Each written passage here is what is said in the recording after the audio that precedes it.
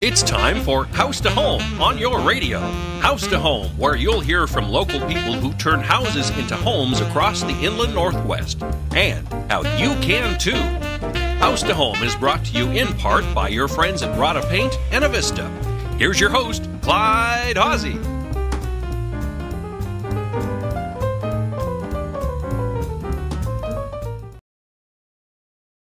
And welcome again. I'm Clyde Haase, and welcome to House to Home. You know, springtime seems to creep around, and we only identify it by the calendar. As you can see, I'm a little bit darker than my guest here today. Larry's been staying home for the winter, but I went south, and I found some beautiful sunshine down there. And I gave Larry a call, and I said, Larry, I need to come back to Spokane. What can I anticipate seeing? And he says, wow, let me tell you more what it is. So I said, well, let's have you on the program. Welcome aboard, Larry, and you have River Ridge Hardware, and you have a fantastic layout. Those that have never been there before. Yeah, thank you.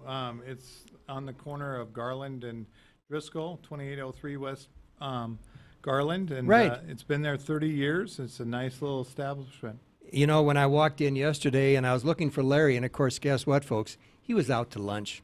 So I just took the privilege and I just investigated and I reviewed everything. And you've got a great operation there. I actually live in the valley, so get to the north side is quite an extension of my territory, shall we say. But Larry, you know, we were talking on the radio and we were talking about what springtime is bringing forth. And you said, well, let me tell you about some new things. And I said, well, you know, I'm a landscape architect, been in business for years and so forth. He says, I think I'm going to show you something that's new. And guess what? He brought it here with us. And I want you to explain it to them because I'm watching and I'm learning. So can you tell us what the new fittings are? Because, sure. Again, I know this fitting, that's a T, and that's a 1-inch T, but the way that no longer do I need the clamp, do I need the cutter for the pipe, per se, to realign it, but it has so many good things going forward, right? Right, so we carry the 1-inch and 3/4 inch fittings. They work a lot like the shark bite people are familiar with in their homes now. And if you got a cut piece of pipe, you can cut it, fix it, slide it right in, and then it's fastened. And well, and Larry showed that to me before we got started here, folks, and it only took him 6 minutes to get it apart. So it does work, right? It does work, and then does have a tool that if you made a mistake, you can take off. It does take a little bit of work to get it off, and it does come off if you had to. But it is quick, easy fix. By the time you're done, it's cheaper than buying the piece, the crimps or whatever to get it back in. Right. And it even has the reducers where you can go from one side. From 3/4 inch to. Yeah. So it probably has all the regular fittings that any other system would have, right? Well, and it has the screw-on pieces that we can get for your risers, right, and so forth, and yeah, so you can pretty much fix the pros now are actually using these because they can. Money is, you know, in terms labor of, is money. Exactly. And they can put these together so much faster that all they're doing is spending time digging the holes. So a lot of the pros are using these now, and we carry them mainly just for the quick fix, easy done, and it's mainly just getting people to be comfortable with them. Now, folks, this is what they call black rolled PVC, a poly type material. It's not the white PVC, so these fittings will not work on white PVC. Correct. Will not work on galvanized, so it's for the black poly is what he's saying. So identify what type of pipe you have in your ground before you go out and buy them. And as you said, you know, this fitting may run about $1 more per fitting. Is that correct? Yeah, but by the time you add everything in, you're even money or less. It's usually probably about $70 to a dollar less, and so much faster in time. No screwdriver needed. No screwdriver, no pliers, no crimpers, you know, one thing or the other. I guess I'm finding that even a lot of fun. Now I can have more fishing time to go with my grandson and enjoy because I can get these little repairs done. Now, in the springtime, now is the time, and I was out looking in my own yard, Larry, and I'm finding broken heads because of ice that have fallen down. We've got some tipped over items. You know, folks, you need to go out there and start. Well, there he did it. He's got it down to us. He got it off. So my point that I'm saying that if you want to venture into this, go see Larry at River Ridge Hardware, and they've got this. What is this actually called? What type of a fitting is? I'm just putting you on the relating it spot to, now. Yeah, I just related to shark bite. Shark bite, I okay. have not actually even heard the name of it. It is actually built. Looks like built lock is what. Okay, it's a Blue built lock. Yeah, blue lock. There's maybe? no glue, no special fittings. No. Again, it is the fitting, and it'll hold together, and no crimpers. And I think the timing is the big thing that we should be really striving for, and it does a great job. You know, one of the other things I was sharing with Larry is that this time of the year, with the startup of the sprinkler system, which we need to be thinking about, and I know it's been wet out there, right? Right. Well, I asked Larry, I said, so how did the rain gutters do? And I said, I came home after 3 months, and folks, I had a flooded basement. Now, I'm supposed to know these things, and guess what? What really kind of happened is that the water from the ground went into the surface, got into my septic tank. I live out in the country, and I had a double problem of backed up sewage back through the floor drain. I mean, it's a disaster, and I've been home one week, and the bill is probably pushing 18 to 20,000 just to repair. So be aware of these things. That how do you maintain your home? You know, I always use the idea that it's great to own your own home, but it's not always the cheapest or the easiest thing to do. And what you're showing here is this is a time saver. Yeah. But it's also doing a good job. But when I came down to the septic tank or the rain gutters, I said, Larry, what do we do here for some of these rain gutters that we have leaks in them? Sure. He said, I'll bring some stuff for us to look at. Yeah, and so some of the stuff we have is, this is actually instant gutter seal. So you take just the seals where you got at each connection. Also, if they have rivets or if they have the screws in, right, you want to just take a dab over those and get them done. So we carry it's just instant gutter seal. You know, and it's almost like a silicone type material, right? Yeah. And hardens up. You know, that's real important, folks, because you need to identify where the leaks are at. Now, I know it's dry today, and it'll be dry for the next couple of days, but we have a break. Take the garden hose and clean out your gutters. And Kent, I know, is not listening, but Kent Adams, who you know very well, as I do, he even has trees growing in his rain gutters. Yeah, there you go. So we need to identify what is growing in our rain gutters, how to fix the rain gutters because of that crud, leaves, trees, whatever is growing in there. And this can be used to fix those areas that are dripping. There's nothing that's more of a hazard than a leaky rain gutter over the front door that freezes. Yeah, exactly. And one thing I ended up doing was cleaning out my gutters when I was hanging Christmas lights. Right, okay. And so, of course, you got to get up there, and you're already up Right, there. right. So I just kind of took a glove and was throwing the stuff down on the driveway and putting my Christmas lights up. Same thing when taking them down. Give them a quick look Yep. at what you're doing. Exactly. Well, identify those leaks, but even take the garden hose after you get everything all Yeah. cleaned up Oh, yeah. and run it and block the end of it so it'll actually will build up, and you'll see what's going to happen. Exactly. And that's the time to identify, and that's where this product would come in line. Again, turn to right side up. The bottom line is that I want to tell you is that if you have this problem that's pre-existing or you want to address it, come in and see is what I'm trying to say, and you're going to give them the right direction. I said, well, okay, now, Larry, the identifying product that I see on TV all the time, this Flex Seal, does it really work? It does. I mean, they advertise it as being able to put it on while it's wet. I think the spray-on stuff, it could be damp maybe, but you're still going to want to dry it up. Yeah, you might be able to put the tape on while it's wet and snowy, and just quickly do a quick seal on it. And really, the main product of Flex Seal is silicone. It's a silicone-based product still. Well, I guess my comment, and you can correct me, buyer beware. Right. Understand what you're using, right? Exactly. And are you using the right product for the right thing? And that's where you folks, and I walked in there, and as I said, I couldn't find you, but I talked to a couple of his employees, and guess what? They're sincere, they're interested, they will give you the right bit of information that you really need to be looking for and be asking for, because none of these products are free. Right. They all cost money. Exactly. And so identify that. And you know what? In some cases, you can repair it and repair it and repair it, and pretty soon you need to identify, I got to replace it. And when you do, again, you can come in and talk to Larry and say, hey, guess what? I'm tired of replacing it or fixing it. Who do you recommend? And again, in your neighborhood, you have great people that you can refer to, and they will help you out. Exactly. Am I correct? Am I overselling you? No. I have a caddy of cards of just straight handyman if you're just doing a little job, or good sprinkler guys, or good just straight landscape guys, or whatever you're doing, roofing.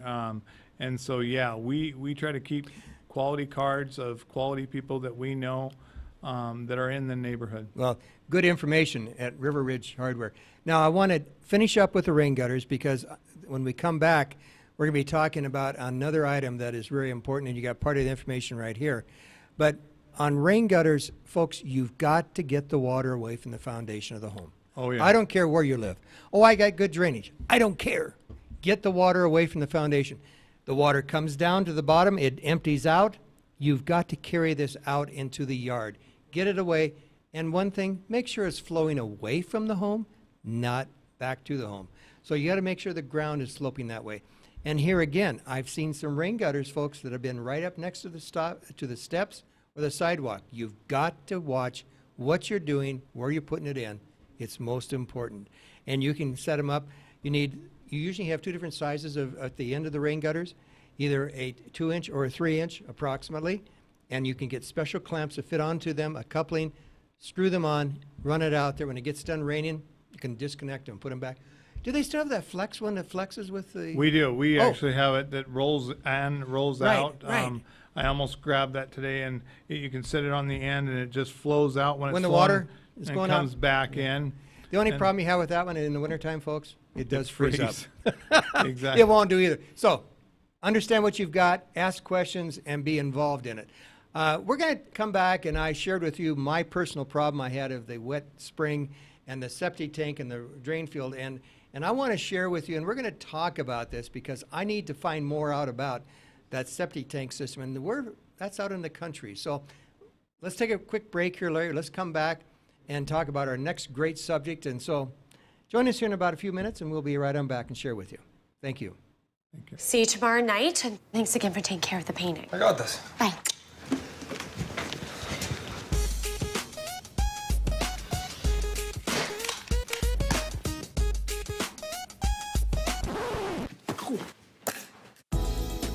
Weekends are made for painting. Let the experts at Rada Paint take care of you. Hi. This looks amazing. Rada Paint, over 80 years of quality, tradition, and trust. Find it in every can.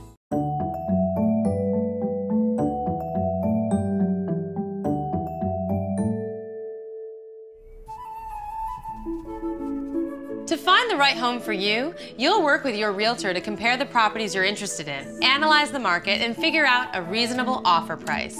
And now, here you are, ready to make an offer. Yay, you! Here's how it works. First, you'll complete an offer sheet which your realtor will then present to the owner. Sometimes, a nice note to the owner can help your offer stand out. Butter them up. Tell them how much you love their garden, that it reminds you of gardening with your grandmother as a child. Do not mention you're gonna bulldoze it and put in a pool. The owner may accept the offer, reject it, or counter. It's important to be in close contact with your realtor during the negotiation process so any changes can be reviewed. Your realtor is like your consigliere, and that makes you the Don. Once your offer is finally accepted, there are usually some contingencies that must be met in order to keep the contract alive. Inspections are totally common in real estate transactions. They include termite checks, surveys to determine boundaries, appraisals to determine value for lenders, title reviews, and structural inspections.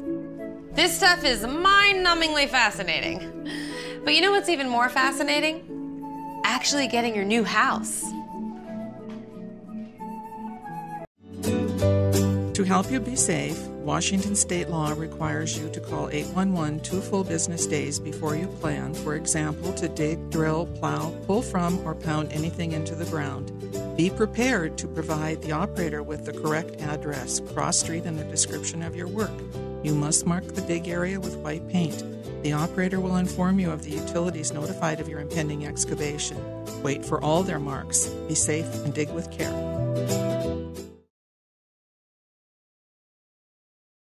And welcome back. I'm Clyde Haase, and welcome to House to Home. We're sharing here today with Larry Miller with River Ridge Hardware, and they fill a need that is so important in every single part of the town. And they have been servicing the northwest side of town. Can I use the northwest side of town or just north side? Well, northwest, yeah. No, sure. northwest side all of the way town. to the river, yeah. Right. For how many years? Over 30 years it's been around? Yeah, well, we've been in our area for 30 years and a lot longer if you count where we started, which was across from the VA hospital. Okay. There. They know the area well, folks, and you need to know them well because they can save you a lot of money and give you some ideas. Today we've been talking about irrigation sprinkler systems, and we've been talking about also the rain gutters. Again, quickly, after I came home after being gone for 3 months, I had a flooded basement. So we're going to be talking about rain gutters, how to take care of some of that.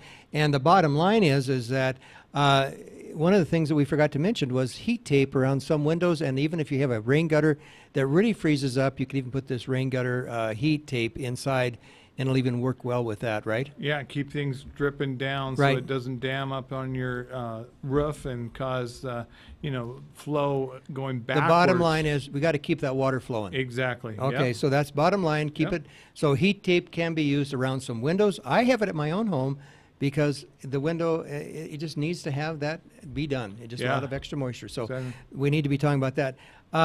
As I indicated to you, I found a lot of issues when I came home, and the water was one of the things, but we also live out in the country.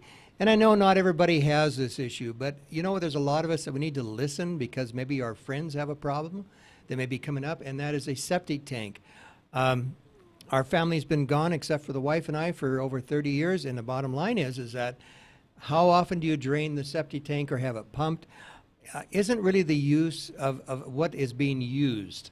How is it being used? Well, if it's normal, again, we do not have a garbage disposal, which I'm not 100% in favor of, unless you're on a sewer system. And you're shaking your head. You agree with that one, right? I do. I don't even agree with it in Okay. the city sewer because they're overused. They're used as garbage. They're a garbage disposal. Right. Or I guess Yeah. that's what they're called. Yeah. But my bottom line is that Yeah. we put stuff down the sink drain that we shouldn't, and Never it can gonna- create a problem. Yeah. And it might not be in your yard, but maybe the one down the street. So we need to identify that. But again, what we ran into was that a collection over the many years, and I hadn't had it pumped for 15, 20 years. And because I was told by the words, if it's working well and not having a problem, don't disturb it. It's like a sleeping giant. Am I right on that one, Larry? Well, I think that's the what a lot of people run off of. I just had a new system put in 4 years ago, and the engineering part of it, Right. they actually wrote up that it should be pumped every 3 years. There's a dispute 3 to 5 years, because it'll build a sledge. And Right. And what he's saying is a crest on top of the tank, and when that is working right, Sure. it keeps on circulating, and it works, and it does a septic tank system does a fantastic job. Yes. Oh yeah. But so I've always said, well, gosh, we don't have a problem here, and then I forget about it, and then until you come home, oh my gosh, did you hear what happened? And so some of the things that I really, I'm going to be straightforward with you folks. There was an old product called Lye, used to be around in Mom's shelf back in the laundry room, and she says every so often I got to put this Lye down the septic tank, and it'll just help it. And of course you don't see that anymore, and I hope and I'm glad you don't. But there's products out there called Ridex, and there's many different, I don't know all of them, that you can pour down there. Ecologically, we need something that's well balanced, not going to destroy stuff. Am I correct? Exactly. And like the septic back, this actually has the little bio stuff that helps eat up everything and keeps all the stuff per se flowing, and it turns it all into a liquid, so it just kind of keeps chewing all that up. And it doesn't hurt to put this in your toilet once a year. It's a bacteria, and a Exactly. bacteria is what a septic tank runs on. Yes. Am I correct on that? Exactly. I'm not an expert on it, but I'm getting to be an expert on these things because when you have to deal with them, you learn very quickly. Bacteria is what makes a septic tank system work, and when it's working properly, it's fantastic. Well, and you also need to watch what you put down. Is it safe for your septic system?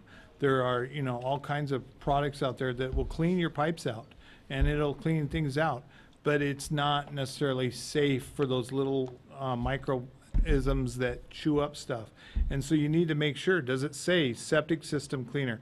Is it good for that? And are you using products that are safe in general and cleaning that are safe for the septic system? Because people don't really think about that. They think about, oh, it goes down the drain, it's not a big deal. Yeah. So you got to look at it if you're running a septic system, because everything you're putting into that septic system is eventually going into the ground too. So. Well, I want to share with you that, you know, I don't know if everybody understands how a septic tank system usually works, but usually the tank itself, that's just part of the system. Right. And the tank is usually sitting within 1 foot to 2 feet of the surface of the ground or right at the ground level. Depends upon the environment that it's in. But then it runs out, and there's over 150 lineal footage of drain field out in the yard or in the back South 40 or whatever it's going to be. And this whole system has to work in harmony. And the materials that you do use. Now, I want to go beyond this point and say, understand if you don't have the answers for your questions on the bacteria action or what to use as there's another product called Drano. You know, there's some of these that are really, they're harsh. Yeah. You've got to understand. There's some more biological materials that you can use down there. So inquire with the internet or go see Larry. He'll lead you along that line and what to do. And then after I got it pumped, now I need to refurbish that bacteria back into it. So there's an ongoing issue of rebuilding it back up. But one of the things that when I was talking to the guy that was going to pump ours out, he said, well, what about trees? Right. Now, let me tell you something, folks. I wasn't born yesterday, as you can well see. There are certain varieties of trees that are water-seeking plants. And I'll tell you, a septic tank's not going to hold them back, because if they see a crack where that lid is at, they're going to find a way to get into there, and they're going to get into that tank, and they're going to have a heyday. And what is it going to do to your tank and system? It's going to clog it all up. So we're going to go into the next phase of this thing, Larry, that you have, and that's plant material that you can use around your septic tank. My number one as a landscape architect, and my recommendation to you is that do not plant or install water-seeking plants on top or close to your septic tank within reach of the root system. Exactly. Okay, so average plant, 8 to 10 foot septic tank spread, tree as large as the canopy is going to be. So it's going to be out there some distance. So understand what you're planting.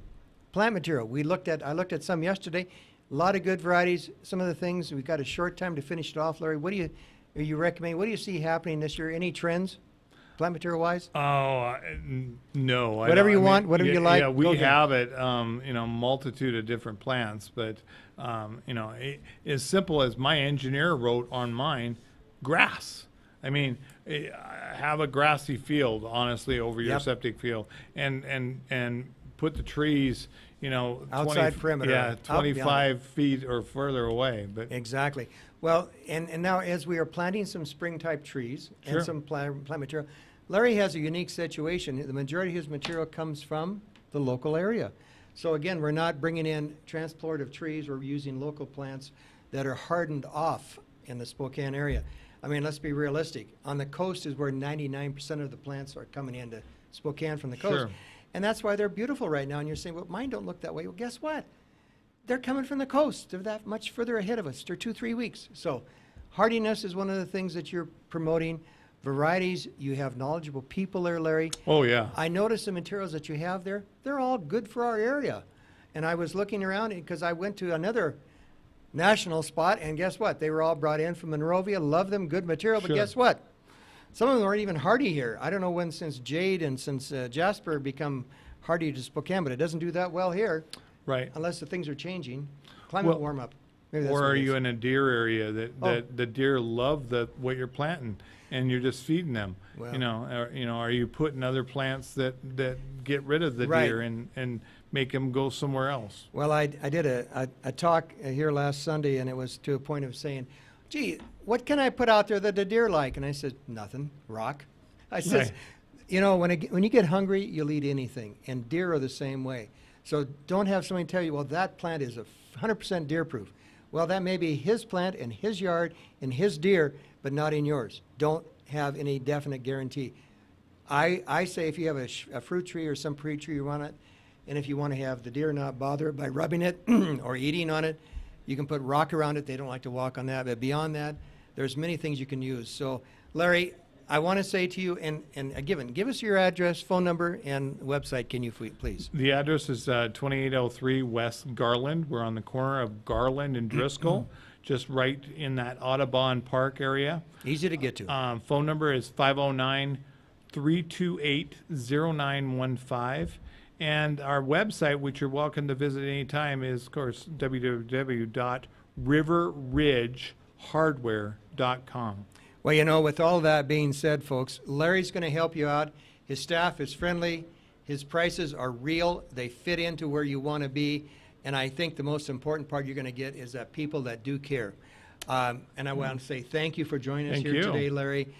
There's a lot of questions out there yet to be answered, and a lot of questions I have that I still want to share with you when we get off the air. But for right now, I'm Clyde Haase.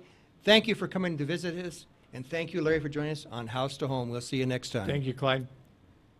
Recommend a guest and hear this program again online anytime at SpokaneTalksOnline.com.